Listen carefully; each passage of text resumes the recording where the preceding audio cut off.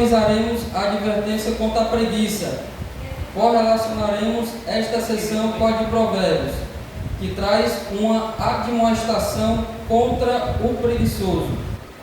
Também ampliaremos essa advertência bíblica por meio de um retrato irônico que o sábio faz a respeito do preguiçoso. Aqui nas informações iniciais, o que a gente vai aprender hoje é muito importante, porque por mais que seja um assunto até mesmo às vezes um pouco esquecido, mas ao tratarmos sobre a preguiça, a gente tem muita coisa para aprender. Porque preguiça não é somente ter falta de vontade de trabalhar. Preguiça não é somente eu ter falta de fazer alguma atividade tanto na igreja como dentro de casa. A preguiça ela também está atrelada a várias coisas nas nossas vidas, tanto na nossa vida espiritual como também na nossa vida material. E hoje é uma revista como dentre outras, muito importante para as nossas vidas, porque a preguiça, querendo ou não, ela veio depois do pecado de Adão e Eva. Dentre outros pecados, a preguiça veio logo após também, depois da queda de Adão e Eva. E esse é um dos assuntos que eu quero tratar já nesse tópico 2, que a gente agora vai falar sobre a formiga. Eu não parei muito na introdução nesse ponto 1, porque o que é de mais importante a gente vai começar agora. Tópico 2, Provérbios 6, 6 e 11. A advertência contra a preguiça em Provérbios 6 traz, na verdade, o estímulo à prática das virtudes da diligência e do trabalho, uma vez que a preguiça contraria ambos. Por isso o sábio se volta para a natureza e por meio da observação da formiga. Ele ensina lições de diligência e do trabalho. As formigas nos ensinam zelo, organização, mesmo que não tenham chefe. Elas nos ensinam uma dimensão muito consciente do tempo, do trabalho e do descanso, bem recompensado. O sábio pergunta ao preguiçoso a fim de que ele faça uma autorreflexão de sua condição. E ao final da sessão, arremata a pobreza, se abaterá inesperadamente sobre o preguiçoso. Peço que os irmãos mantenham a Bíblia aberta, tá bom? No capítulo 6 de Provérbios, a partir do versículo 6. O versículo 6 fala assim: observa a formiga, ó preguiçoso, reflete sobre o trabalho que ela realiza e ser sábio. É muito interessante a gente falar sobre um animal insignificante, que é a formiga, né? Para nós ela é um animal insignificante. Pelo menos para mim é um animal insignificante. Mas quando a gente volta para a Bíblia, a gente vai ver que até a palavra de Deus valoriza a formiga. Porque ela traz muitos ensinamentos para as nossas vidas. É interessante que na espécie formiga existem 3 espécies: operárias, machos e rainha. A operária, ela é a testa de ferro, né? No vocabulário cearense, ela é a testa de ferro. Ela é a que faz tudo. Ela é a serviços gerais. O que você imaginar que uma formiga faz, quem está fazendo são as operárias. Os machos, diferentemente, é apenas o que produz mais formiga. Após o acasalamento, o macho ele morre. Após o acasalamento com a rainha, o macho morre. A função dele é somente reproduzir. Depois que ele reproduz, ele morre. E o terceiro ponto da espécie da formiga nada mais é que a rainha, né? Às vezes a gente pensa que a rainha, pela lógica, é a que manda, né? É a que comanda, é a que desmanda, é a que orienta as operárias para trabalhar e trazer mantimento no verão. Só que as rainhas, elas foram feitas somente para reproduzir. Elas não têm domínio nenhum. Elas não comandam a espécie das operárias. A função delas, junto com o macho, é somente reproduzir. E o mais interessante na aula é que elas são organizadas. E esse é um ponto muito interessante, porque nós cristãos, se a gente não for organizados, a gente não consegue, não ter nada na nossa vida. Isso eu não falo só a nossa vida no cotidiano, mas também dentro da igreja. A organização, ela é fundamental. E Mateus, aonde é que eu vou observar e estudar e aplicar na minha vida o termo organização? A formiga. É interessante que Salomão, ele é bem explícito em Provérbios 6, que ele fala: observa a formiga, ó preguiçoso, reflete sobre o trabalho que ela realiza e ser sábio, mesmo não tendo chefe, nem supervisor, nem comandante, armazena suas provisões no verão. É interessante que as formigas, por mais que sejam um ser insignificante, sempre está um passo à frente do que nós. Porque a formiga, diferente de nós, ela não espera o tempo ruim. A formiga, diferente de nós, ela não espera o tempo ruim vir para começar a trabalhar, para quando chegar ali no momento ruim, já está tudo preparado. Não. A formiga, ela antecede o inverno. No verão, elas trabalham, elas lutam, e para elas não tem desculpa. A formiga está sempre trabalhando para quando chegar no inverno, procurar o seu descanso. E esse é um termo muito interessante, porque elas são muito bem organizadas. A formiga, ela é muito bem organizada. E você pode perceber que a formiga, ela sempre faz uma reta. Porque elas têm umas anteninhas bem pequenininhas, que são a parte do corpo melhor delas. Porque é através das anteninhas que elas transmitem sons para todas, e só no caminho até chegar na sua colheita. As formigas, elas são muito organizadas. E o sábio fala: vai ter com a formiga. E você sabe, porque é através da formiga que a gente consegue ter organização na nossa vida. A formiga, ela não espera o inverno, ela trabalha o verão para descansar no inverno. E o autor da revista também vai falar da questão do tempo, que é muito interessante também. Como eu falei, elas procuram o máximo trabalhar no verão para descansar no inverno. Porque elas bem sabem que se elas não trabalhar no verão, na questão do tempo, quando for no inverno, elas vão ter fome. E nós, às vezes, somos muito imprudentes, porque a gente não consegue nem sequer olhar para a natureza e aprender mais e aplicar nas nossas vidas. O interessante é que Salomão, ele chama a nossa atenção e pede para que a gente volte os olhos para a natureza e venha aprender com um animal muito insignificante, desvalorizado, que não presta para nada aos nossos olhos. Mas aí é onde está o paradoxo de Deus. Sempre Ele vai pegar as coisas insignificantes e mostrar para o mundo que tem valor. Olha!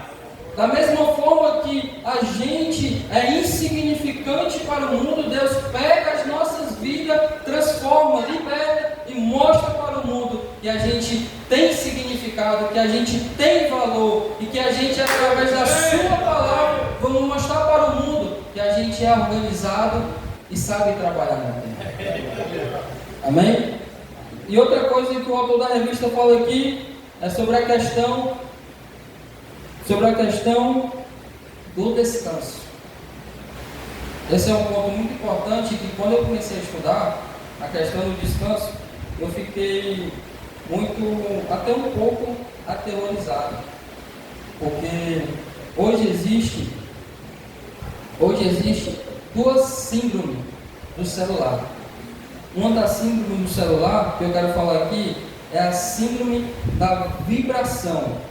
É a sensação que meu telefone está vibrando no meu bolso, só que ele não está.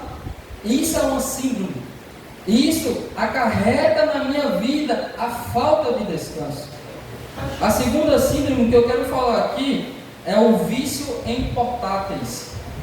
É aquele vício que eu tenho que direto ficar atualizando o Instagram, o Facebook ou o WhatsApp para ver se eu recebi alguma mensagem. Infelizmente, eu já passei por isso. Na síndrome da vibração. Como eu trabalho com internet, e eu pego muito o celular, teve um tempo na minha vida, pastor Henrique, que para mim, meu celular estava vibrando, só que não estava. E eu caí nessa síndrome. E aquilo estava causando na minha vida a falta de descanso. Mateus, mas o que a gente pode aprender com a formiga através do descanso? É porque elas trabalham no inverno para descansar elas trabalham no verão para descansar no inverno. E o mais interessante é que no inverno elas se juntam feito uma bola, porque faz muito frio. Elas se juntam feito uma bola para elas se aquecer unidamente. As formigas, elas nos ensinam a organização. As formigas, elas nos ensinam a questão do trabalho. A formiga, ela nos ensina a questão de valorizar o tempo. E as formigas nos ensinam a valorizar o descanso. A formiga, ela não descansa no verão. Ela deixa para descansar no inverno, que é um dos momentos mais importantes. E a gente às vezes quer anteceder o nosso descanso para o verão. Mas quando chega no inverno, a gente infelizmente está passando por necessidade. E a gente tem que voltar para a formiga para aprender que o descanso ele é muito importante nas nossas vidas. Porque uma das coisas hoje que tira o nosso descanso nas horas vagas, infelizmente é isso aqui. Infelizmente, aquilo que era para ter o meu descanso mental, infelizmente está voltado para as telas do celular. Mas a formiga nos ensina, no inverno é o período para descansar. Nas horas vagas é o período para a gente descansar a nossa mente, para no outro dia voltar para as batalhas da vida. Que a gente hoje, a gente possa sair daqui entendendo que a gente sequer pode estar caindo nesses vícios dos portáteis, que infelizmente muitos cristãos estão paralisados com a falta de descanso por conta desses vícios. E o interessante é que Charles Spurgeon, um dos homens que sofria por depressão, ele fala que o sono é a melhor cura, é o melhor remédio para descanso para os nossos ossos, para as nossas almas. O homem com depressão, ensinando para a gente que o descanso ele é essencial para a minha vida. Sem o descanso eu não consigo sequer ler a palavra, porque me dá sono. Sem o descanso eu não consigo nem sequer vir para o culto, porque o descanso que era para mim estar tendo, eu estou gastando minhas energias com outras coisas. E a formiga está nos ensinando que o descanso ele é essencial para as nossas almas, para as nossas mentes, para as nossas vidas. Mas o descanso no tempo certo. O descanso ele tem que ser no momento certo, porque senão a necessidade baterá as nossas portas. E a formiga está nos ensinando. No tempo do inverno, nas horas vagas, procure o descanso. Agora vamos aqui para o tópico 3. Tópico 3. Dá para os irmãos ver direitinho? Um pouco, né? Se der para ele aumentar um pouquinho. Zoom. Pronto. Mais. Só mais um pouquinho, varão. Pronto. Agora diminui um pouquinho. Não, tá bom. Tá bom? Pronto.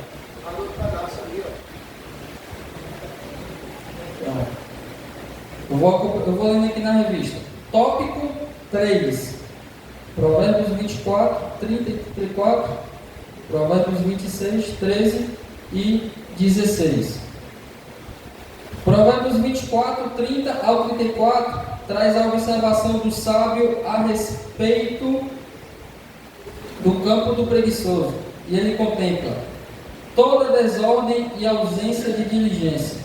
Diante da reflexão desse quadro, o sábio arremata mais uma vez: a pobreza virá sobre o preguiçoso de forma inesperada. Em Provérbios 23, 13 a 16, o sábio faz uma ironia a respeito das desculpas do preguiçoso contra ser diligente e trabalhador. O leão está no caminho, o leão está nas ruas. O preguiçoso não levanta da cama, nem tem a coragem de levar a mão à boca. E ainda diante de 7 pessoas que respondem bem, ele acha sábio, dono da verdade. Ou seja, o preguiçoso entra no processo de negação. Agora eu peço que os irmãos abram em Provérbios 24. Provérbios 24, do 30 ao 34. Provérbios 24, do 30 ao 34. Alguém pode ler para mim? Provérbios 24, do 30 ao 34. Irmão Bebeto, pode ler para mim? Isso.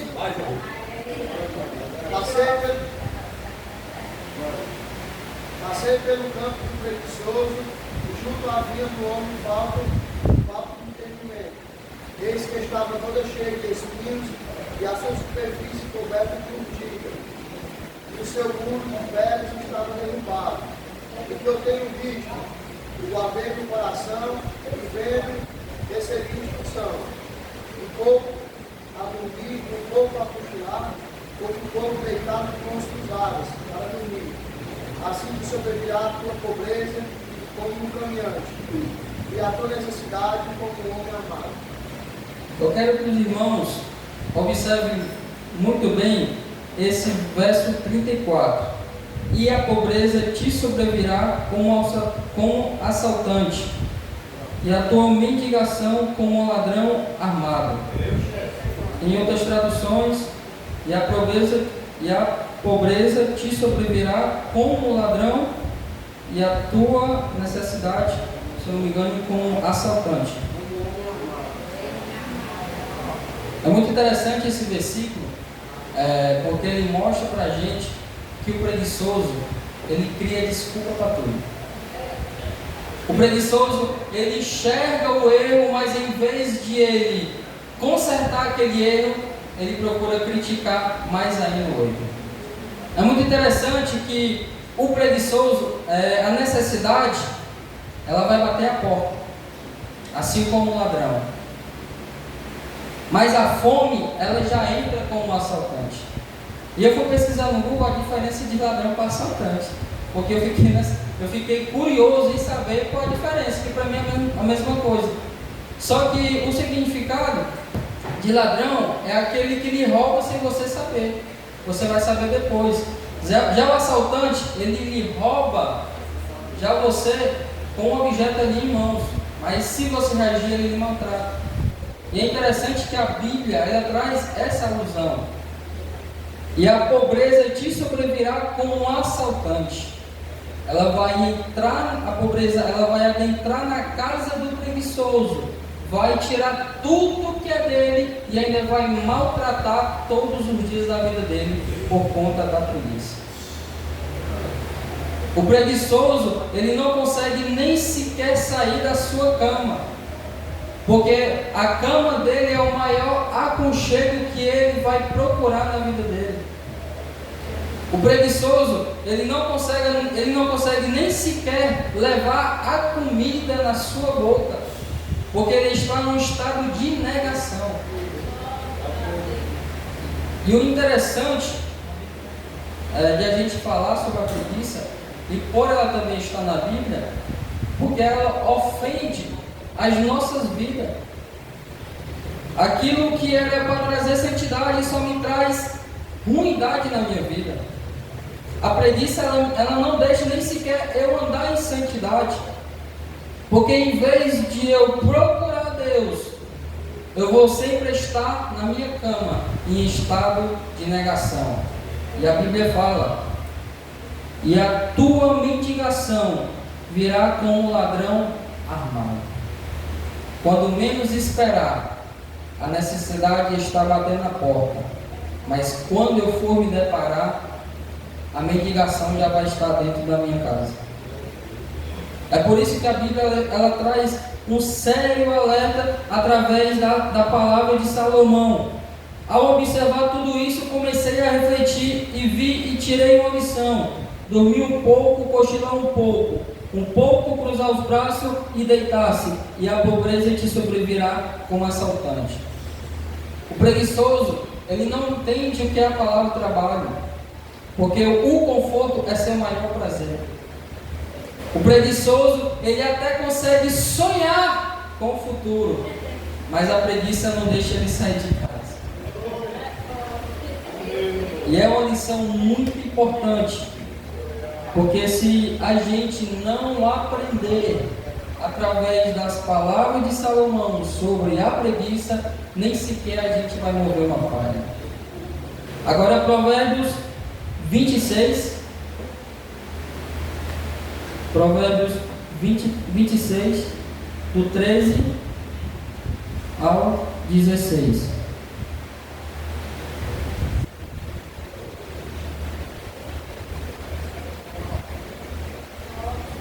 Provérbios 26, do 13 ao 16. O preguiçoso alega: há uma fera violenta no caminho, um leão feroz rondando pelas ruas. Assim como a porta gira em suas drobadiças, assim o preguiçoso se revira sonolento em sua cama. O preguiçoso até consegue colocar a mão no prato, contudo, leva a boca e para ele é um esforço extenuante. Muito interessante. A pessoa indolente se acha mais esperta do que 7 homens que respondem com bom senso. Se você pegar um ninho de formigueiro, se você colocar alguma barreirazinha, mesmo na entrada, em segundos você vai ver que ali já não tem mais nada, já para circular o trabalho da formiga. Só que diferente do preguiçoso, ele abre a porta da sua casa e ele imagina que tem um leão de frente para a sua casa, insinuando que ele não pode sair de casa porque o perigo está lá fora. Porque a preguiça, ela vai sempre procurar desculpas para a gente não trabalhar. Mateus, então nesse caso a preguiça no preguiçoso faz ele delirar, é? Porque é leão, é o bichinho. Mais ou menos isso, viu? Mais ou menos isso.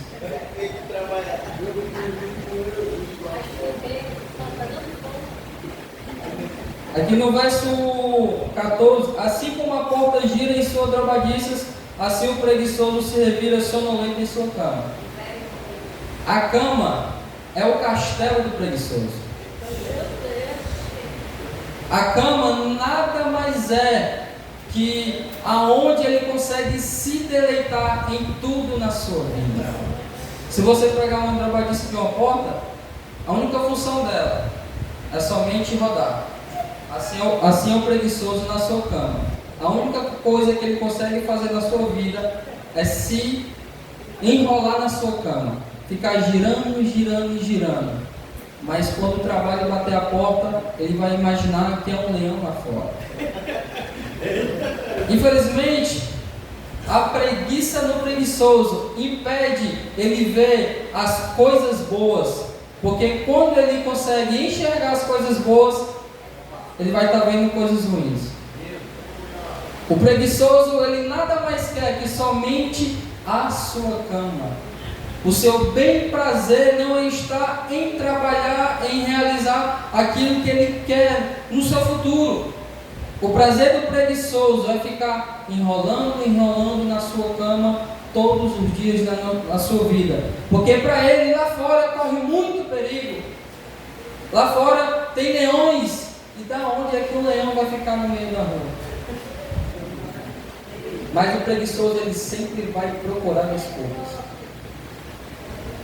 E aqui no verso 15, O preguiçoso até consegue colocar a mão no prato, contudo, levá-la à boca é para ele um esforço extenuante. É muito interessante que o preguiçoso, ele até tenta, mas ele não consegue, por conta da preguiça. Porque o estado de negação dele não impede, deixa ele impossibilitado de realizar sequer uma tarefa simples, que é de pegar a comida e levar à boca. Ele até pega a comida, mas ele não tem capacidade de levar para a sua boca. O que a gente aprende com isso? Na nossa preguiça, ela vai nos impedir até de a gente realizar uma tarefa de necessidade. Porque o preguiçoso, ele entra em um estado de negação. Aquilo que era para ser glorioso, prazeroso, bom, ele vê como algo ruim. Porque na mente dele, sequer levar uma comida à sua boca é muito esforço, é muito trabalhoso, ele vai suar muito, porque o prazer dele é estar se trobando na sua cama todos os dias. No versículo 16 fala assim: a pessoa indolente se acha mais esperta do que 7 homens que respondem com um bom senso. O preguiçoso, do estado de negação, ele entra em um estado de orgulho. Ele é uma pessoa fundamentalista. A única opinião é a dele. A única opinião que vale é somente a dele. Diante de 7 sábios que estão aconselhando ele a sair da preguiça, ele disse que não, é o que está certo. O que prevalece é a minha opinião. Entenda bem que a preguiça, ela acarreta na vida do ser humano o estado de negação e o orgulho. Porque onde era para ele receber conselhos de pessoas sábias, ele se acha mais sábio do que as pessoas que estão aconselhando ele. O orgulho entra na mente dele de uma forma tal que a única opinião que prevalece é somente a dele, em que a vida que ele está vivendo é a melhor vida do que aqueles sábios que estão aconselhando ele. E o orgulho é algo tão degenerativo que ele não aceita opiniões, ele não aceita conselhos, ele não aceita nada mais do que os próprios pensamentos dele. A única opinião que vai prevalecer na vida dele não são os conselhos dos sábios, mas somente os conselhos dele. E Salomão está nos advertindo: diante de 7 sábios, o preguiçoso não aceita conselho. O que a gente tem que aprender ao tratarmos sobre a preguiça é que a gente não pode deixar ela adentrar sobre as nossas vidas, porque a gente vai entrar em um estado de negação, que aquilo que é prazeroso para eu fazer se torna algo ruim, que aquele conselho que era para me receber, o orgulho que está na minha mente não me deixa receber, porque o que prevalece é somente a minha opinião. A gente não pode cair nessa armadilha da preguiça, porque ela nos amarra, ela nos prende, ela nos deixa incapaz de viver as nossas vidas normalmente. E o sábio fala novamente, diante de 7 sábios, ele não aceita os conselhos, porque através da preguiça, junto com o orgulho, o único pensamento e a única opinião que prevalece é a dele. Amém? Até aqui os irmãos estão entendendo? Vamos aqui agora para Provérbios 10, 26. Provérbios 10, 26. Provérbios 10, 26. Que fala assim: como vinagre para os dentes e fumaça para os olhos, assim é o preguiçoso para aqueles que o supervisionam. Eu anotei aqui 4 pontos que trazem na vida do preguiçoso. E o primeiro ponto é a falta de confiança. O preguiçoso, nem sequer a gente pode confiar nele. O preguiçoso, ele não consegue transparecer nas nossas vidas a total confiança. Porque a preguiça, ela deslumbra o pensamento dele e torna uma pessoa inconfiável. Agora Provérbios 13, 4. Provérbios 13,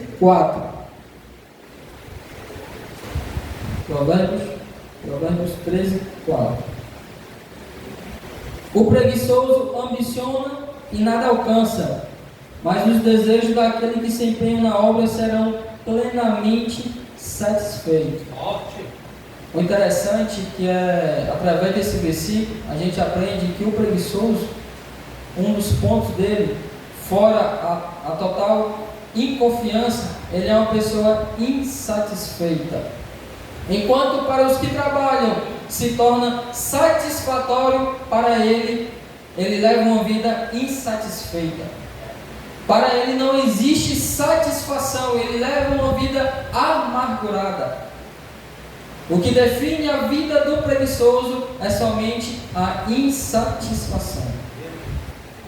A terceira coisa que acarreta na vida do preguiçoso é que ele vive uma vida de problemas. Provérbios 15, 19.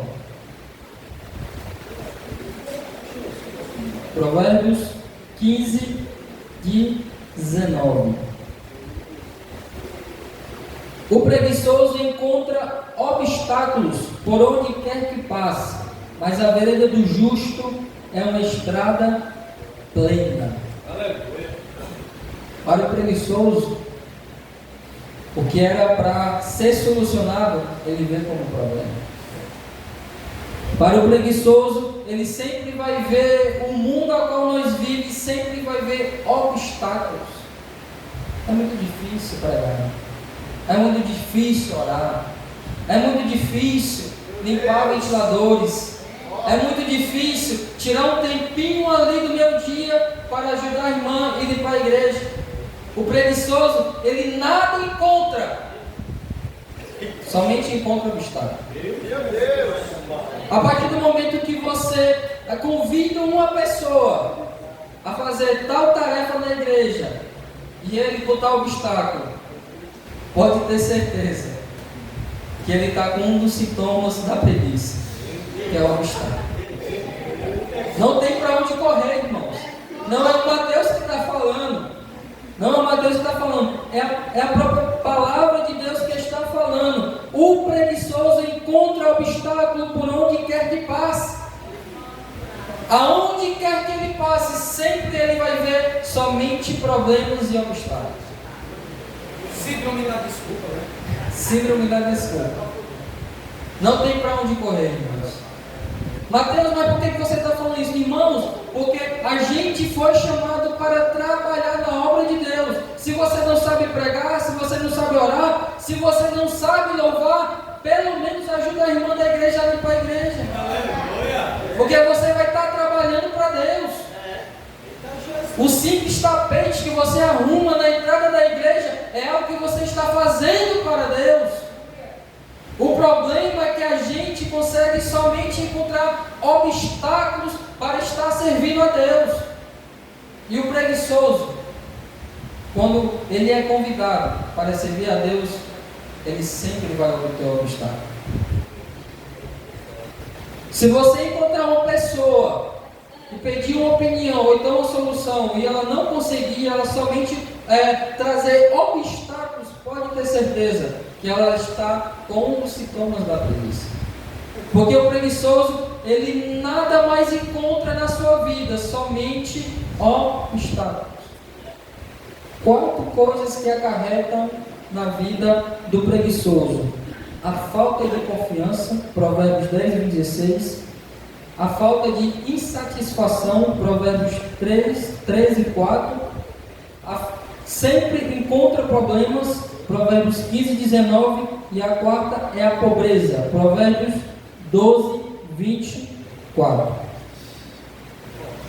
Provérbios 12, 24.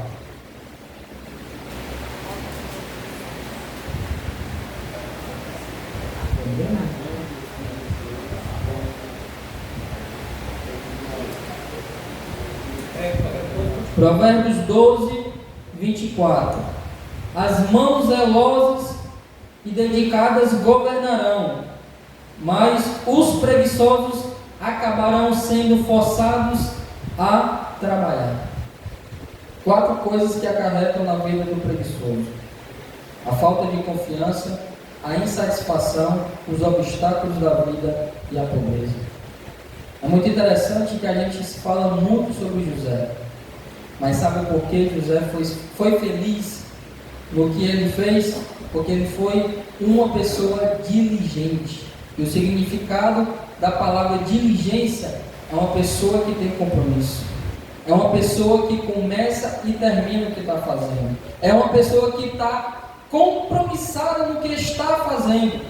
Quando você olha para a vida de José, você só consegue encontrar a palavra diligência, porque tudo que ele fez, ele obteve sucesso. O preguiçoso, ele é o contrário de José. Ele não consegue ser uma pessoa diligente, ele é uma pessoa ociosa.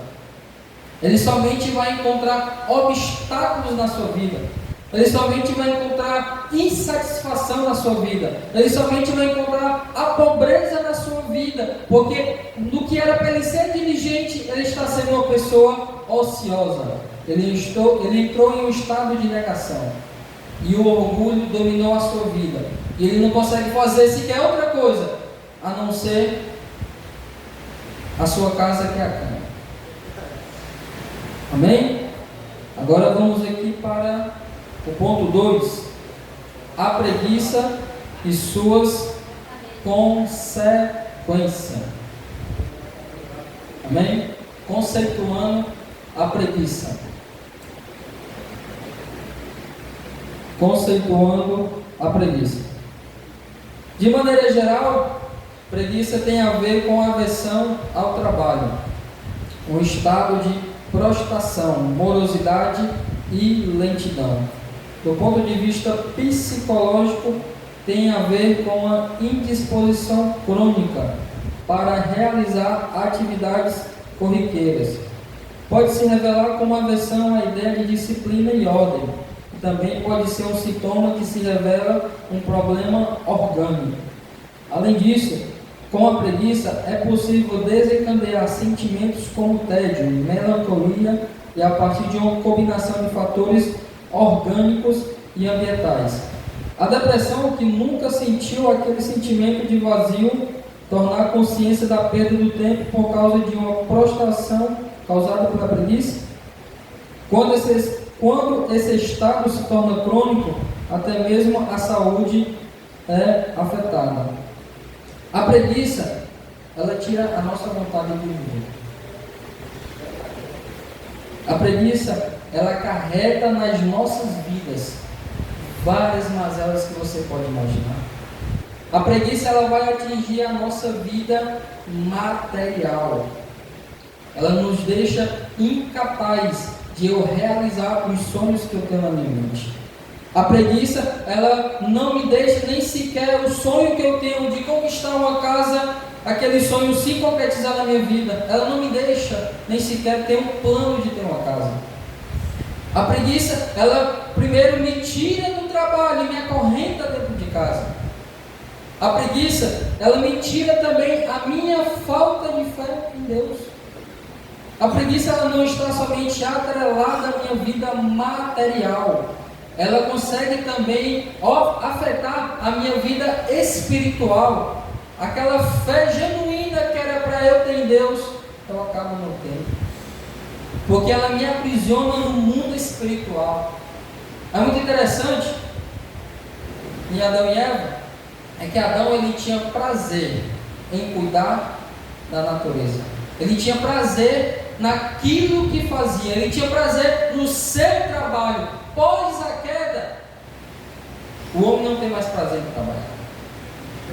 Aquilo que era para ser prazeroso, eu trabalhar, se torna para mim uma insatisfação. É muito interessante que o trabalho hoje na vida do preguiçoso é algo que traz coceiras para a vida dele. O preguiçoso, ele prefere muito bem estar de frente para uma tela jogando o seu videogame do que se acordar às 7 horas da manhã para trabalhar. Se trabalhar, já fica cansado. Se trabalhar, tá Pegando aqui as palavras do Levi, o preguiçoso, quando ele pensa em trabalhar, já bate o cansaço. Aquilo que era para ser prazeroso na vida do homem, a preguiça tira. E a gente pensa que depois da queda de Adão e Eva, os pecados que entraram no mundo, fornicação, adultério, prostituição, vícios, foram só isso, mas não foi. A preguiça também veio no meio desses pecados. E ela tira a nossa insatisfação de se acordar de manhã para trabalhar. A preguiça é um pecado doméstico, diferentemente do pecado social. A preguiça é um pecado doméstico diferente do pecado social. O pastor Henrique falou aqui. Tem uns que acorda cansado, né? É. Acho que sonhou trabalhando. Verdade. É porque não descansou à noite. É muito interessante.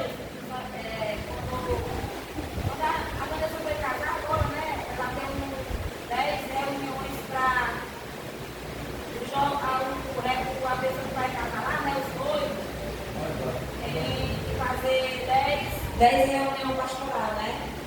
E em uma das reuniões, ela trouxe um papel e deixou lá em cima da mesa, né? Eu fui olhar o papel, olhei. E lá o pastor, a pessoa, o jovem, se o jovem não trabalhar, ele não faz o casamento dele. Ele não casa o jovem que não trabalha. É um dos pontos que tem lá na cláusula lá do papel lá. Porque lá tem estudo familiar, estudo para saber como é a família do noivo, como é a família da noiva, como é que ela conviver com a gente, sobre os irmãos, sobre tudo. Quando chega nessa parte aí, se o jovem lá, quer dizer que se o jovem não trabalhar, o pastor não faz o casamento dele. Ele não casa. Mais do que certo. Ele não casa. Mais do que certo.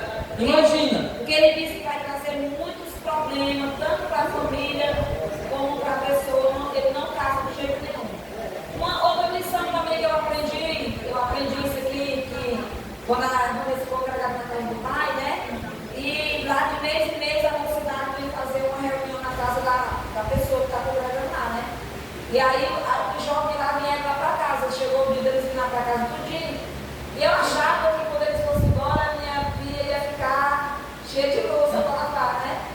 Mas quando eu entrei lá na cozinha, que eu fiquei lá em cima, deixei ele lá bem à vontade, era muito jovem, tinha que fazer eles mesmo que lá em descrição ensinaram. Quando eles vão para a casa de alguém, eles que fazem a comida, mas também não pode deixar nenhuma xícara suja. Tem que lavar tudo que sujou. Eu achei muito bonito isso aí. É tanto que quando Isaac foi almoçar na casa, não tem que lavar os pratos. Isaac é ninguém como tem que lavar os pratos. Foi no Isaac. E eu acho triste assim, porque uma pessoa vai para as casas e come. Eu achei muito bonito isso da parte dele, tá? Mas ele disse que é porque foi ensinado. Ele disse que o pastor lá, você vai comer na casa de alguém, só sai de lá quando você lavar os pratos, deixar a cozinha da pessoa impecável. Então eles lavaram meus pratos, varreram a cozinha, deixaram até o pano passar, deixaram tudo bonito. Então achei isso muito bonito, mas eu já sou assim. Eu acho muito feio uma pessoa que chega numa casa, come, toma café e lá, simplesmente deixa tudo lá em cima da pia para a gente fazer. Eu não gosto. Não gosto porque eu também aprendi com o meu sobrinho que quando ele vem lá para casa, né? Vinícius, ele bota lá 4 pratos lá perto da minha pia. O meu lavou, quem come tem que lavar seu prato. Amém. Irmãos, quem quiser pode ficar à vontade e falar, baseado aqui também na aula, tá bom? Estamos na sala de aula bíblica, então quem quiser se expressar pode ficar à vontade. Eu falei aqui que depois da queda, uma das coisas que o homem foi afetado foi em relação ao trabalho. Aquilo que era para ser satisfatório se torna insatisfatório. E a segunda coisa, ainda nesse tópico 1, o ponto 2, tá bom? Conceituando a preguiça, é que tirou até o prazer de as mulheres ter filho. A preguiça, ela tirou o prazer de a mulher ter filho. Por que o senhor acha que hoje tem gente que prefere ter animal do que ter um filho?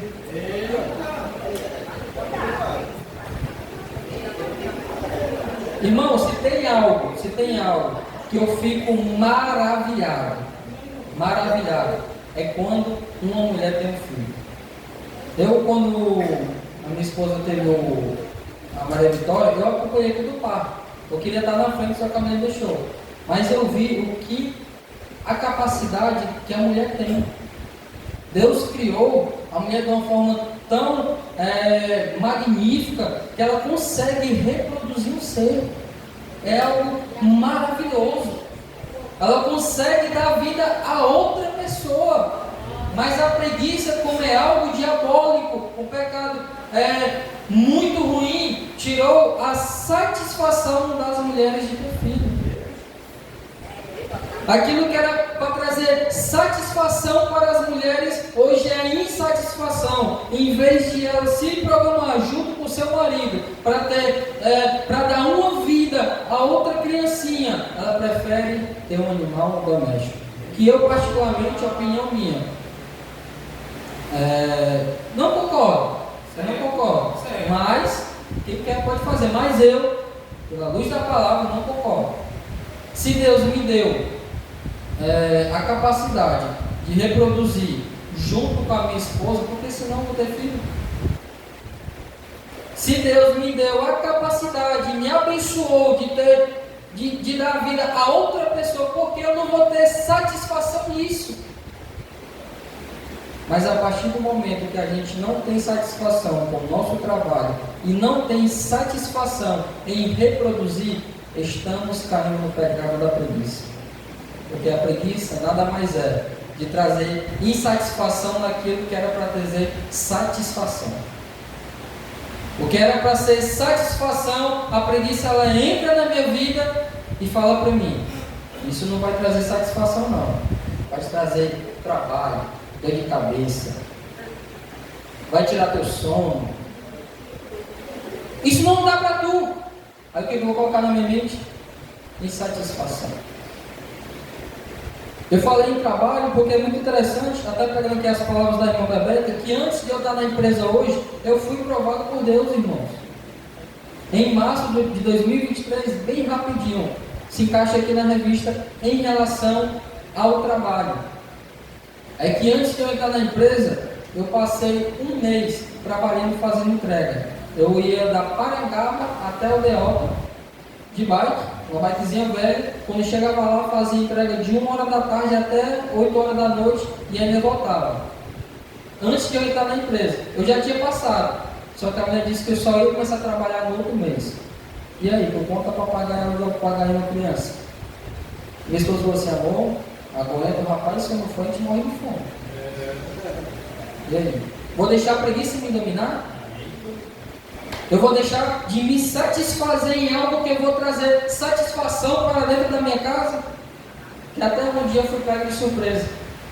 Faltando uma semana para mim entrar na empresa que eu estou hoje, eu fui trabalhar 2h da tarde, aí fiquei até 5, eu consegui fazer 80 pontos.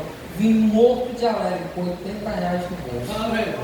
Aí minha esposa me liga: amor, eu que foi, amor? Tem uma surpresa para tu, rapaz, me liga logo. O leite da Maria acabou. E quanto era o leite, irmãos? Alguém adivinha aí? R$75. Ficou 5 no carioquinha.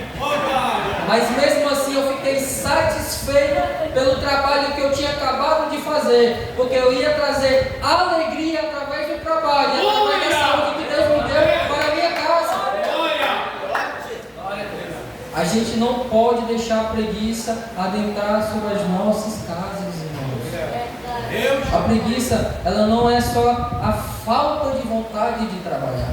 A preguiça, ela não é somente a falta de sair de casa para trazer os mantimentos para dentro de casa. Não, a preguiça, ela afeta a nossa vida física e a nossa vida espiritual. Porque a minha fé, que era para ser genuína em Deus, me deixa incapaz de ter essa fé genuína. Amém? Agora vamos aqui para o tópico 2. O que não é a preguiça? Amém?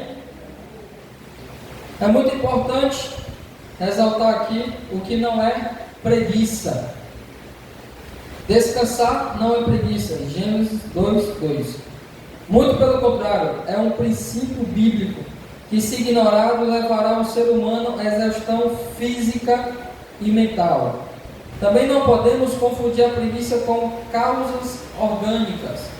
Às vezes, o que muitos entendem por preguiça tem a ver com a ausência de nutrientes provenientes de uma alimentação pouco saudável, ou a ausência do tempo necessário de um sono reparador, ou até mesmo uma disfunção química na produção de hormônio em nosso organismo que tem a ver com a disposição e vitalidade. Portanto, nem tudo é preguiça.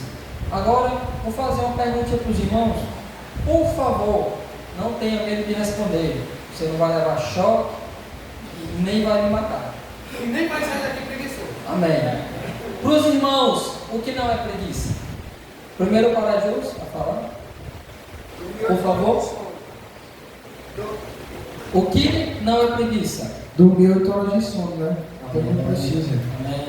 Outro irmão arrisca também a compartilhar o que não é preguiça? O que não é preguiça? Preguiça é você fazer exercício, você se acordar e fazer 1 hora de caminhada.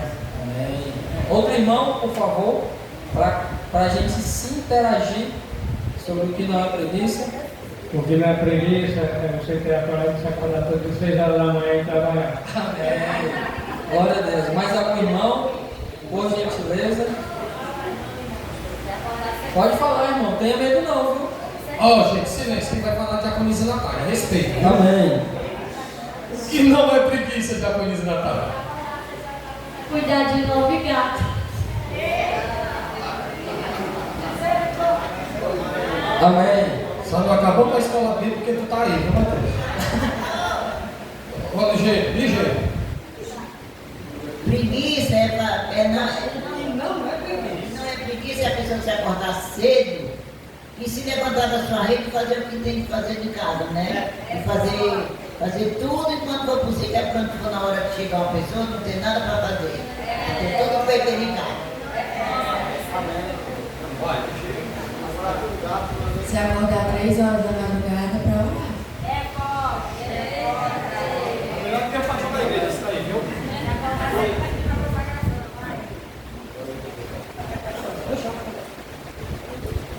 Agora salve de palmas para vocês que interagiram. Amém?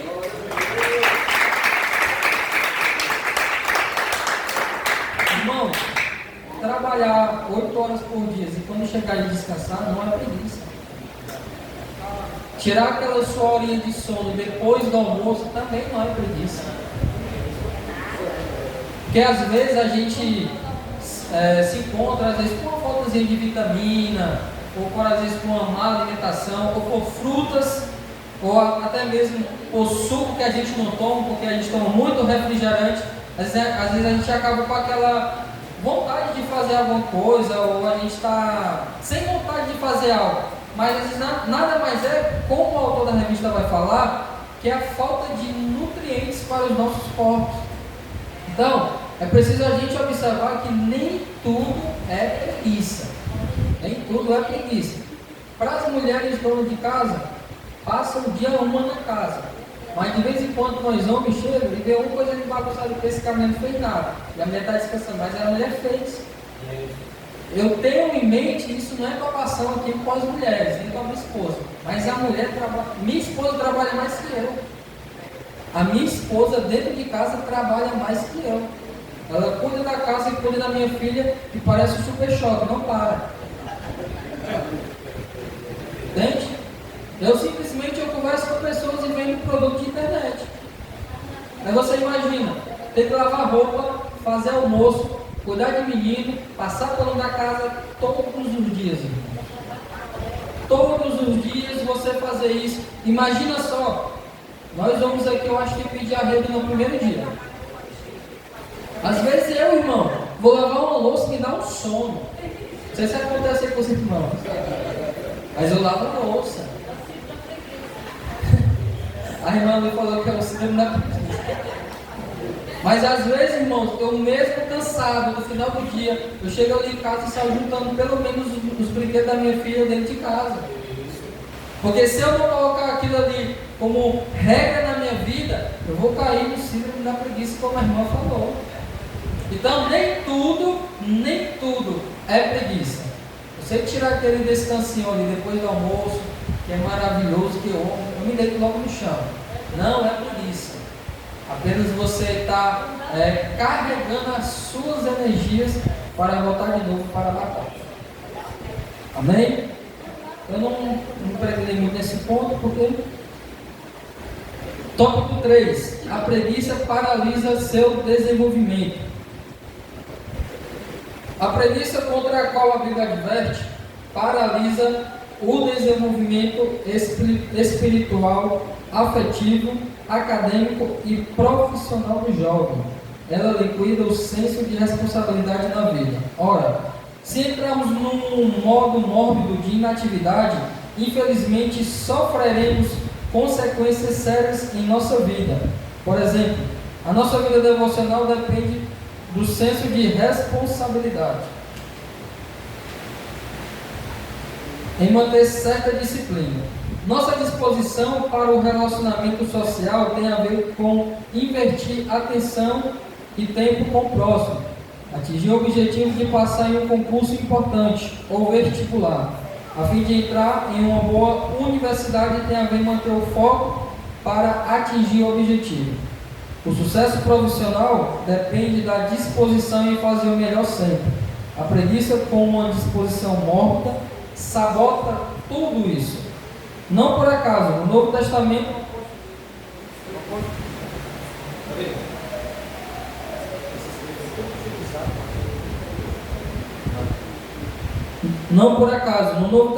o apóstolo Paulo exorta sobre não ficar ocioso e trabalhar para comer o próprio pão, e não faltar zelo e fervor na vida. O que lemos em Provérbios 6, 24 e 26 está alinhado com o que o apóstolo Paulo ensinou com a realidade da vida.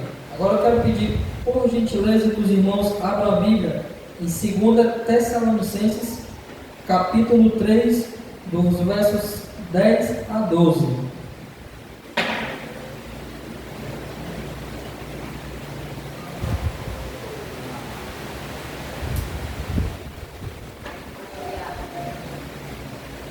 Amém? 2 Tessalonicenses, capítulo 3, do versículo 10 ao 12. Todos acharam? Quando ainda estávamos convosco, vos ordenamos isto: se alguém não quiser trabalhar, também não coma, pois fomos informados de que alguns entre vós andam desocupados, sem querer trabalhar e se intrometendo na vida particular dos outros. A esses, no entanto, ordenamos e admoestamos por nosso Senhor Jesus Cristo que, trabalhando em paz, se alimentem do seu próprio pão. Quanto a vós, irmãos, jamais desanimeis de fazer o bem. Não tem ensino melhor do que Paulo está falando aqui para nós. Se a gente quer comer, a gente tem que trabalhar. Se a gente quer ter algo, a gente tem que trabalhar. Não tem como eu realizar um sonho que eu tenho sequer desde criança, se eu não trabalho para realizar aquele sonho. O autor da revista, ele nos alerta: a preguiça paralisa o nosso desenvolvimento. Não tem como, irmãos, eu querer passar na faculdade se eu não estudo. Não tem como, irmãos, eu querer ter aquele emprego que eu vou ganhar ali em torno de 10 mil reais se eu não estudo nem para sequer passar no concurso. Não tem como, irmãos, se eu quero me casar, se eu não consigo nem sequer se acordar às 7 horas da manhã para fazer o cafezinho. Irmãos, a gente tem que entender que se a gente deixar que a preguiça entre nas nossas vidas, nenhum dos nossos sonhos irá se realizar. Paulo é bem explícito: se você quer comer, então trabalhe. Se não trabalha, você não come. Ele é curto, grosso e reto. Trabalhe para comer. Não tem como, irmão. Se eu quero realizar algo no meu futuro, se eu não trabalhar agora, nada irá se concretizar na minha vida futuramente. Se eu quero ter o desejo de ter uma família, de ter filhos, se eu não trabalhar hoje, no modo espiritual e físico, eu não vou conseguir nem sequer mover uma palha. A gente tem que ter cuidado para que essas consequências que a preguiça traz acarretem essas coisas nas nossas vidas. Se a gente tem uma prioridade na nossa vida, a gente tem que trabalhar todos os dias naquilo para aquilo se realizar na minha vida. Não tem como, irmão. Se eu tenho um desejo, eu tenho que trabalhar em cima desse desejo. A minha prioridade, ela tem que ser das 7 da manhã até as 7 da noite. Se eu tenho algo como prioridade, se eu tenho um sonho, se eu tenho um desejo, se eu anseio muito por algo, eu tenho que trabalhar nisso todos os dias, custe o que custar. Se eu quero passar na faculdade, eu trabalho para passar. Se eu quero ser um pregador, eu trabalho por onde ser pregador.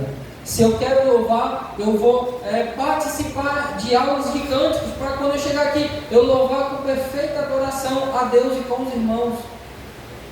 Se eu quero ser aquela irmã de oração, eu tenho que começar já orando na minha casa, me aperfeiçoando, para quando eu chegar aqui, levar os irmãos em oração para Deus. Não tem como eu realizar algo dentro e fora da igreja se eu não me esforço naquilo que eu tanto anseio.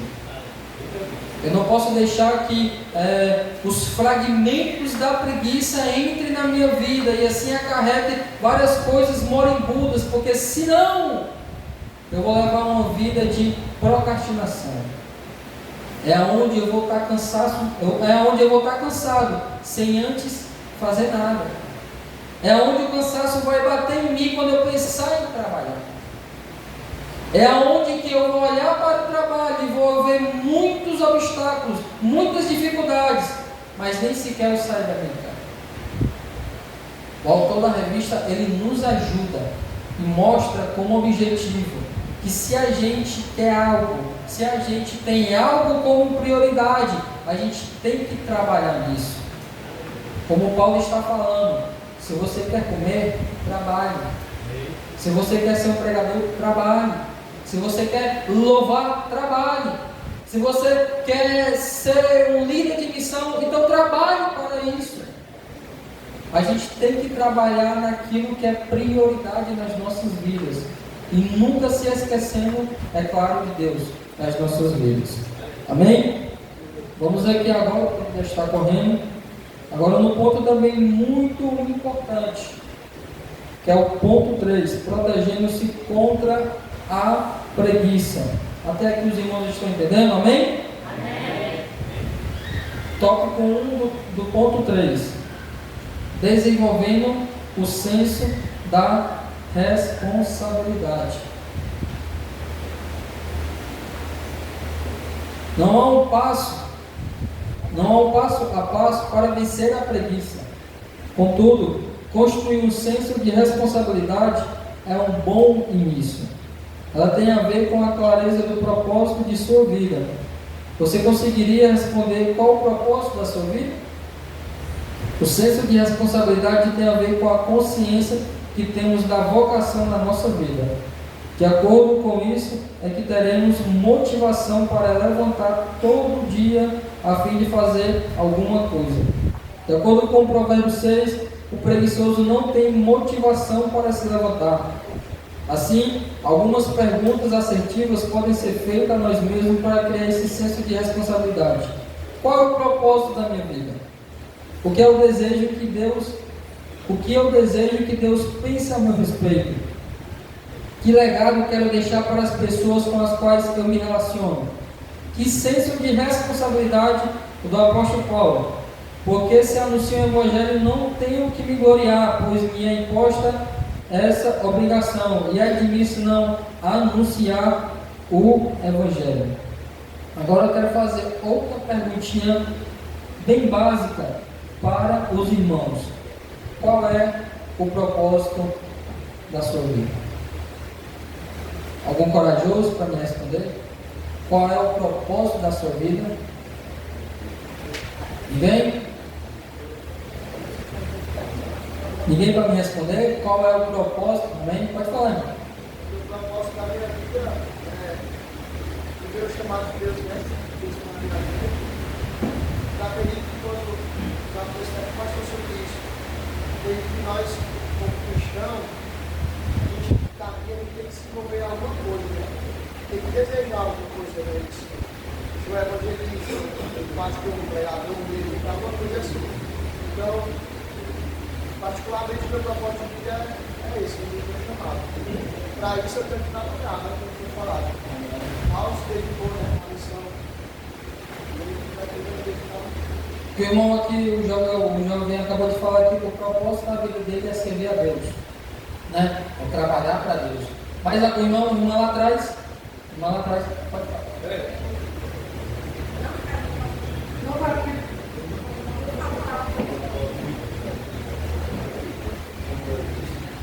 O meu propósito é que através de mim eu consiga, como é que eu posso dizer, trazer a minha família para Cristo. Glória a Deus. Mais algum irmão para compartilhar qual é o propósito da sua vida aqui na terra?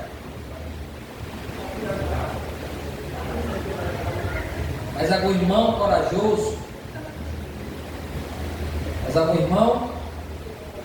Irmãos, Ter uma vida abençoada, próspera, com felicidade, trabalhar para ganhar dinheiro, para ser feliz, porque sempre tem que trabalhar. Né? Servir a Deus a gente já serve. E todos que servem a Deus sabem que tem que fazer algo para o Senhor. Porque quem lê a Bíblia sabe que tem que trabalhar para Jesus. Mas também para a gente ter uma vida abençoada na terra, a gente tem que ter coragem, como essa lição está nos ensinando hoje, grandes coisas.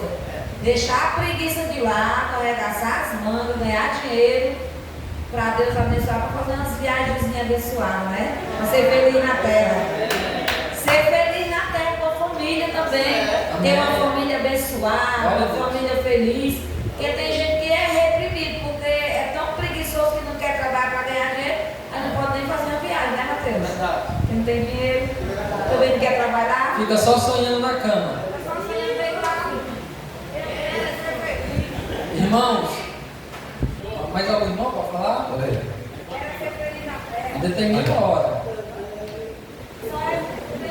Meu propósito é um dia ser parecida com Cristo.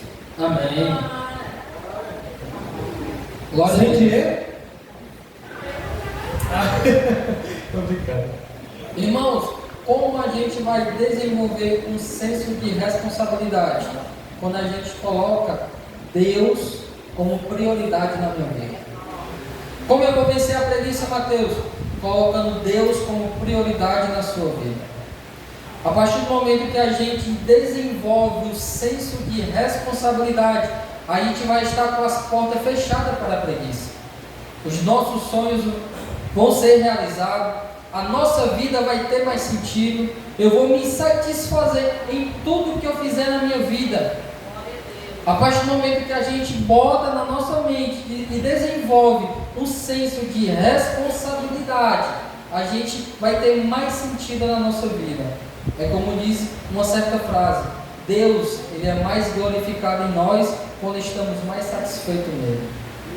A partir do momento que a gente está totalmente satisfeito em Deus, Deus ele vai ser mais glorificado nas nossas vidas. Se as pessoas querem ver Deus na minha vida, eu tenho que ter um senso de responsabilidade e estar plenamente satisfeito nele. E assim as pessoas que vão estar ao meu lado vão dizer: realmente o Levi é um homem de Deus. Realmente o pastor Henrique é um homem de Deus. Realmente o irmão Flávio é um homem de Deus, porque eu consigo ver a plena satisfação que ele tem em Deus. As pessoas vão ver em todas as nossas vidas que a gente está satisfeito em Deus, e assim Ele vai ser glorificado nas nossas vidas. E Paulo, ele fala nitidamente em 1 Coríntios 9,16: porque se anuncio o Evangelho, não tenho que me gloriar, pois me imposto essa obrigação, e é de mim se não anunciar o Evangelho. Para Paulo, o sentido da vida dele é somente anunciar o Evangelho. Para ele foi imposta esta obrigação. Ele está satisfeito a tempo e a fora de tempo de anunciar o Evangelho. Paulo ele criou um senso de responsabilidade. Qual senso de responsabilidade é esse, Mateus? Anunciar o Evangelho. E não se gloriar por isso. Porque foi imposta para ele essa obrigação. Então ele está plenamente satisfeito em anunciar o Evangelho, porque para isso, é isso o que faz sentido na vida dele. E é isso que tem que fazer sentido na nossa vida. Se eu conheço a salvação, eu vou compartilhar a salvação. Se eu conheço Deus, eu vou compartilhar esse Deus para outras pessoas. Não importa a condição daquela pessoa, eu vou compartilhar o reino de Deus para aquela pessoa, porque eu estou plenamente satisfeito em Deus e Deus está sendo glorificado na minha vida. É muito interessante que hoje mesmo, ainda nesse tópico, desenvolvendo um senso de responsabilidade, que eu estava lendo no horário de descanso com um colega de trabalho, e ele sofre com ansiedade. Hoje a ansiedade dele bateu assim de uma forma que eu pronto, rapaz, já tem um piripaque aqui do meu lado. Aí naquela hora eu só acalmei ele, dei uma relaxada, e não, vamos ir pro show, descansar, a gente vai descansar tudo assim. Bruno, Deus, Ele não se importa com a nossa condição. Ele apenas quer uma atitude nossa. Jesus, quando olha para Mateus, o publicano, ele não vê a condição de Mateus. Ele apenas fala, siga-me.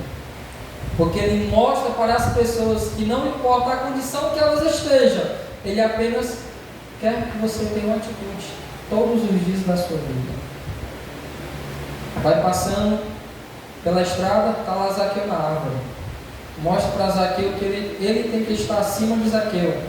E fala, interessante, você é coletor de impostos, já roubou muita gente, mas para mim isso não importa, vamos morar na sua casa.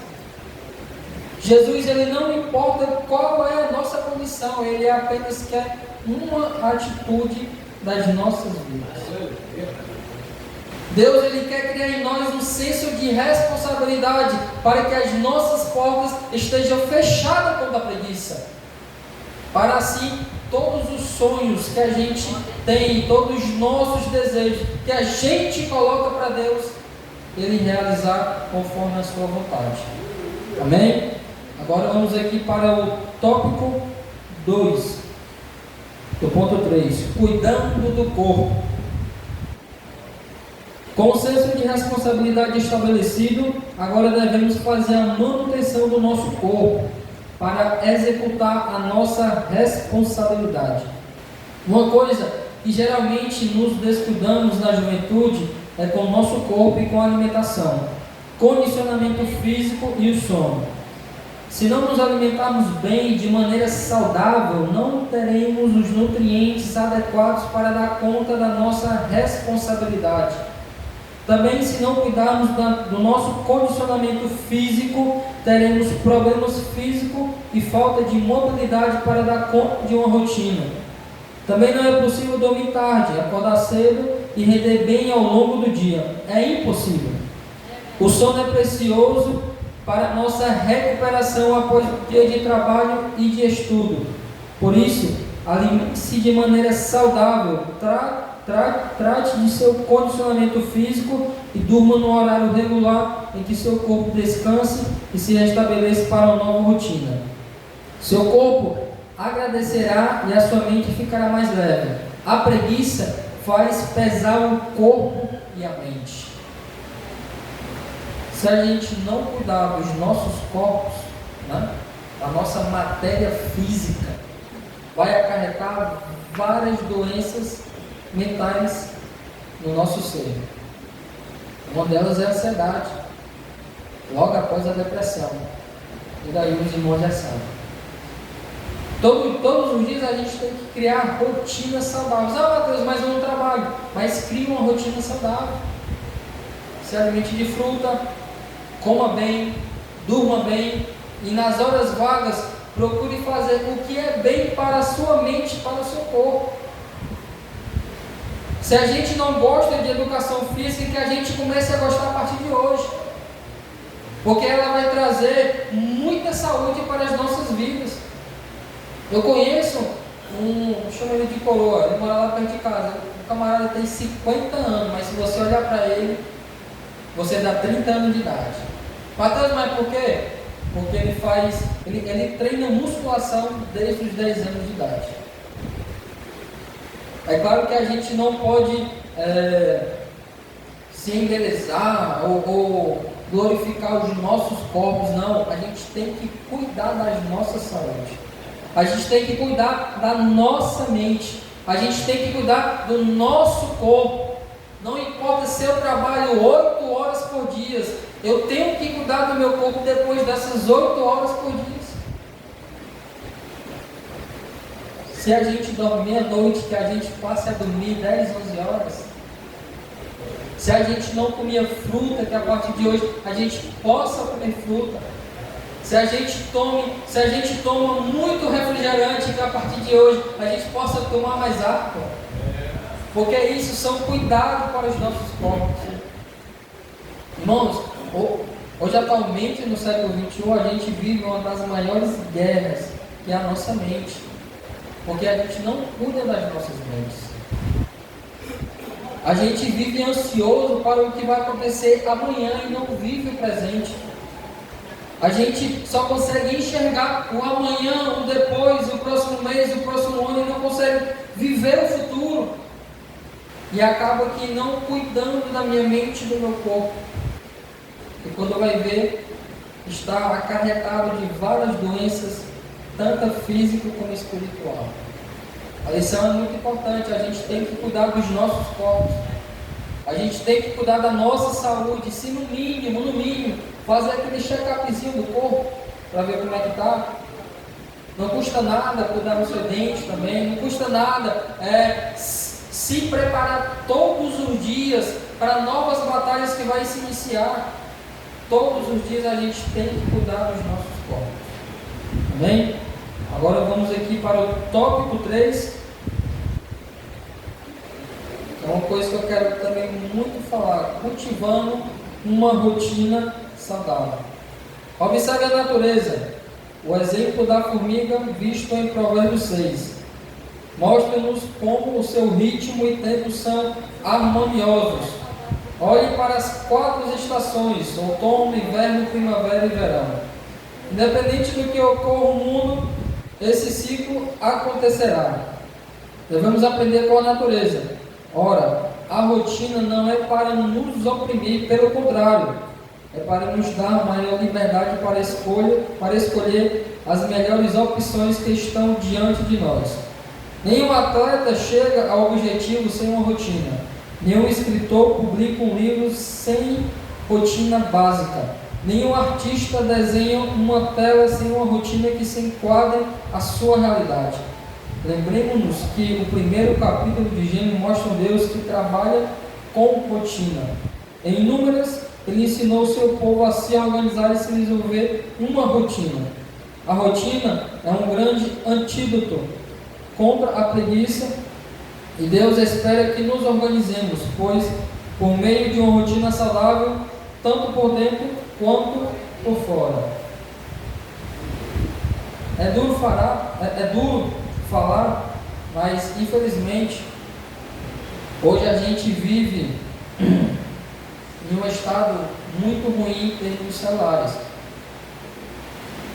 Ao amanhecer, em vez de a gente agradecer a Deus, a gente somos consumidores. Hoje a gente vive a época de consumir. Eu tinha uma mania, e assim quando eu me acordar, já pegava o meu celular para ver o que estava acontecendo no grupo da empresa. Mas através de estudos, de leitura, de oração, eu comecei a mudar esse meu pensamento. Estava errado. Porque não tem como, irmãos, se eu amanheço a Deus, Deus me dá uma oportunidade para viver, e o primeiro passo que eu dou é consumir as coisas deste mundo. Em vez de a gente amanhecer como adoradores, a gente amanhece como consumidores. A primeira coisa que a gente faz quando amanhece é pegar no celular e ver o que foi que aconteceu no Instagram ou o que está acontecendo no nosso bairro. A primeira coisa que a gente faz quando amanhece é não ser adoradores, mas consumidores de telas. Ao amanhecermos, irmãos, a gente tem que criar uma rotina saudável. E que rotina saudável é essa, Mateus? É bem simples, irmãos. Os irmãos vão rir, mas é verdade. Sempre quando você for dormir, você pega a sua chinela, coloca debaixo da sua cama, junto com a sua Bíblia. Quando você se acordar, se você usa a chinela assim quando se acorda, você vai procurar a sua chinela. E onde é que ela vai estar? Onde é que ela vai estar? E para você pegar a chinela que está junto com a Bíblia debaixo da cama, o que você vai fazer? O que os irmãos vão fazer? Se ajoelhar? Aí você vai escrever o quê? E agradecer a Deus. Porque você se ajoelhou. Quando você agradecer a Deus, porque você se ajoelhou para pegar a sua chinela e a sua Bíblia, você vai pegar a sua chinela e junto dela vai vir a Bíblia. E ali você já vai ler uma passagemzinha da Bíblia. E aquilo vai virando uma rotina saudável para a sua vida. E de consumidor, você vai virar um adorador. Não tem como a gente amanhecer todos os dias e não ser adoradores, irmãos.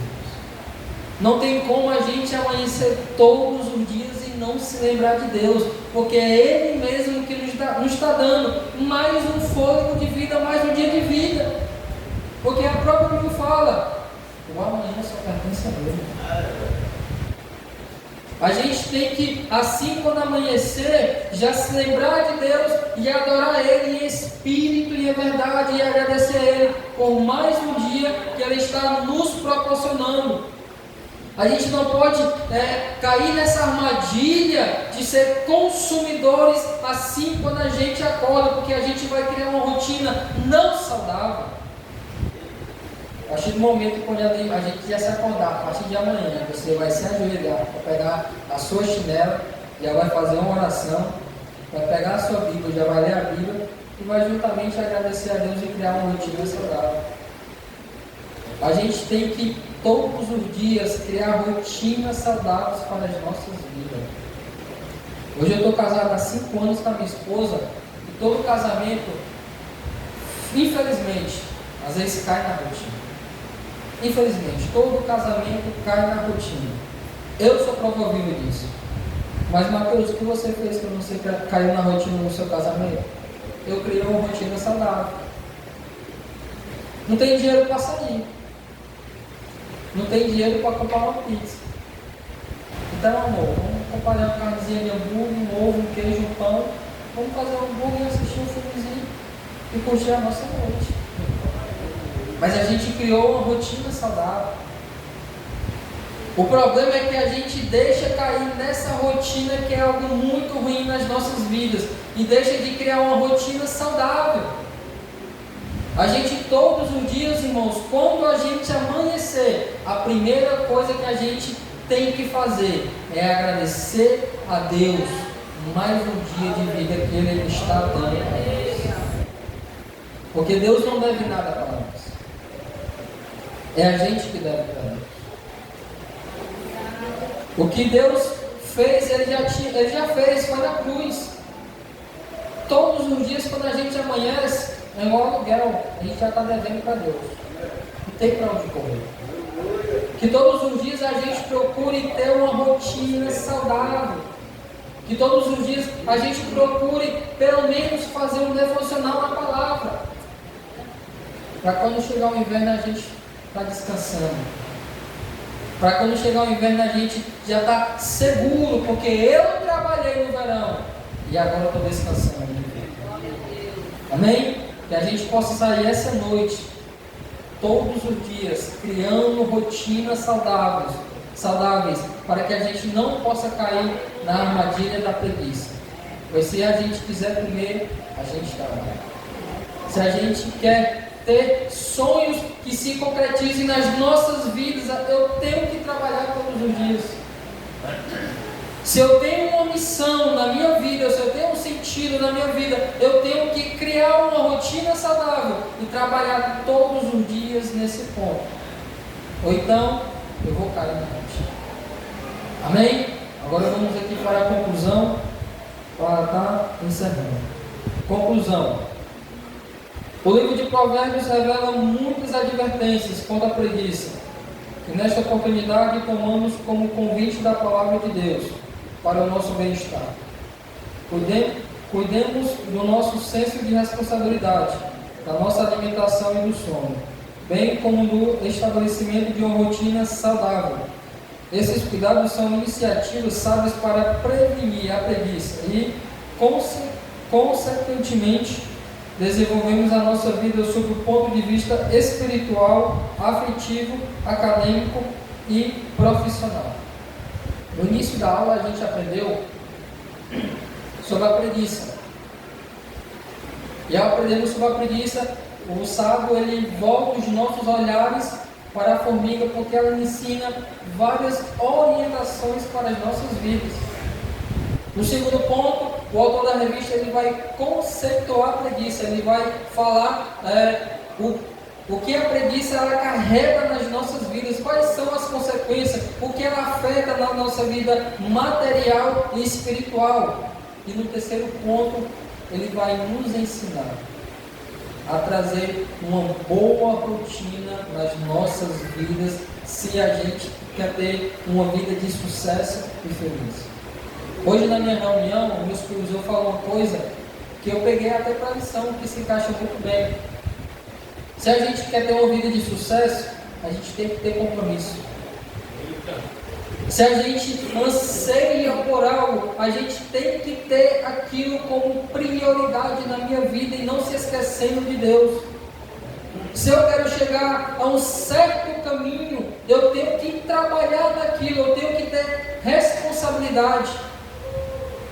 E é isso que o autor da revista ele quer abrir os nossos olhos. Ele quer que a gente tenha uma rotina saudável.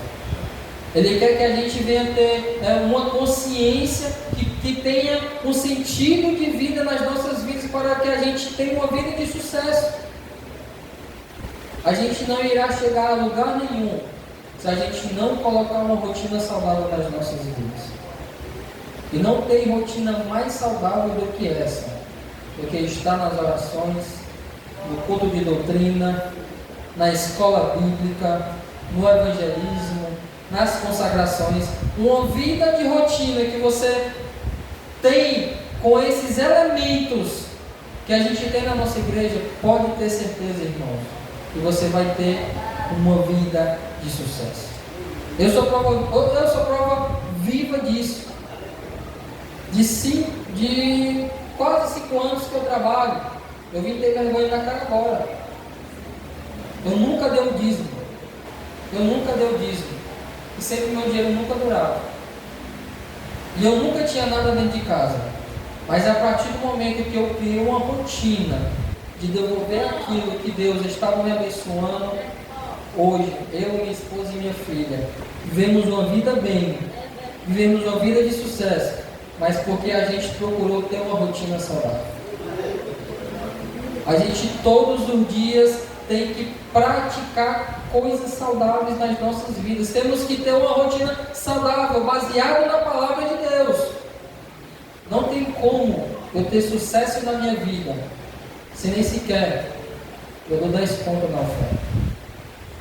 Não tem como eu ter sucesso na minha vida se nem sequer eu devolvo para Deus aquilo que Ele me dá todo mês. Irmãos, eu sou prova viva disso. Quer ter uma vida de sucesso?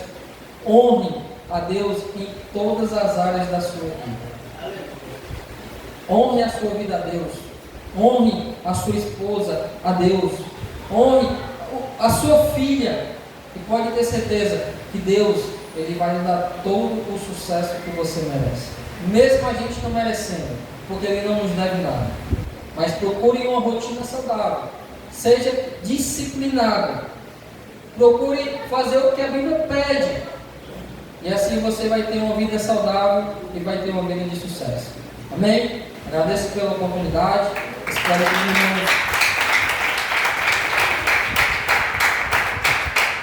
Espero que os irmãos tenham entendido. Né? Estudei bastante, mas o tempo é pouco, a gente vai falando aqui, acaba se perdendo, acaba se encontrando. Mas, glória a Deus, eu acredito que os irmãos aprenderam, tá bom? Mas estamos aqui para aprendermos juntos. Eu não sei de tudo, você não sabe de nada. Mas ao lermos a Bíblia, aprenderemos juntos. Amém? Aqui eu agradeço a oportunidade.